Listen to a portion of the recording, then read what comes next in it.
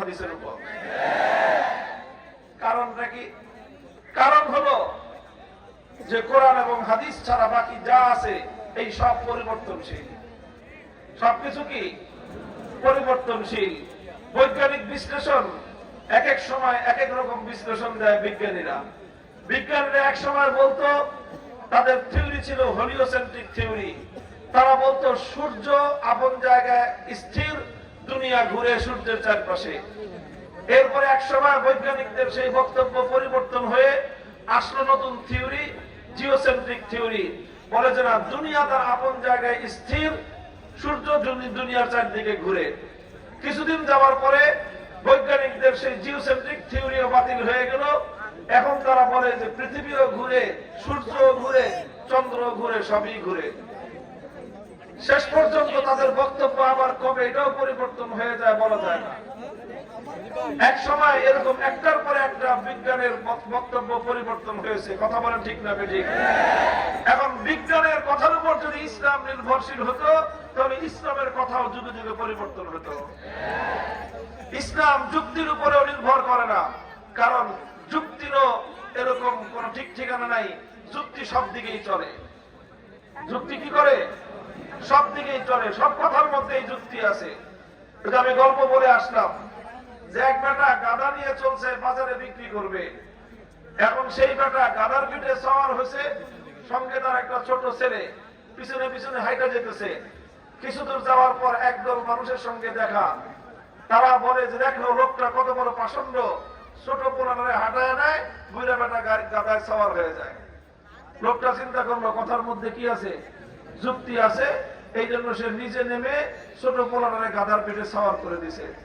এখন ছোট পোলা গাধায় সওয়ার হয়ে যায়, বাপ পিছে পিছে হেঁটে যায়।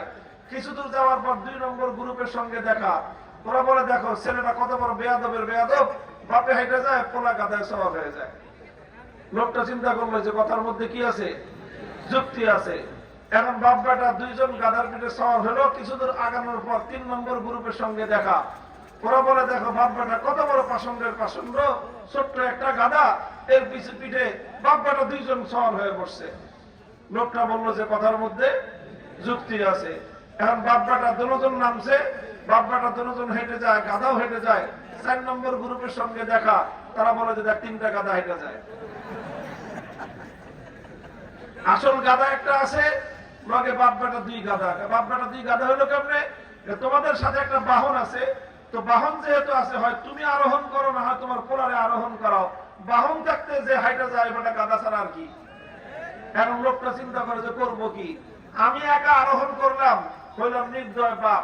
পোলারে আরোহণ করাইলাম, ও হইল বেয়াদব। 2 জন আরোহণ করলাম, হইলাম পাষণ্ড। দুজন নামলাম, হইলাম গাধা। এখন বলেন যেদিকেই যাবে সেদিকে যুক্তি আছে না নাই?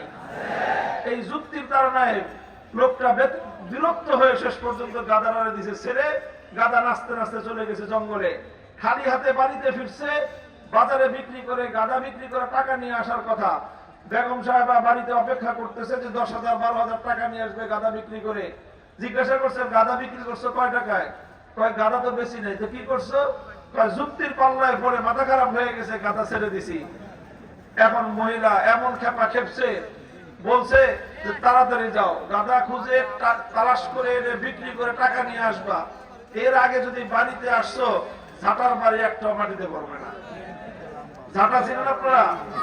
কারে কয়? ঝাড়ুরে কয়, ঝাড়ু। তো ভাই, যারা এরকম ভাবে আল্লাহর কোরআন এবং নবীর হাদিস বাদ দিয়ে জীবনটা যুক্তির পিছনে পিছনে ছুটাবে, শেষ বিচারে তাদের কপালে ঝাঁটার বাড়ি ছাড়া কিছুই জুটবে না।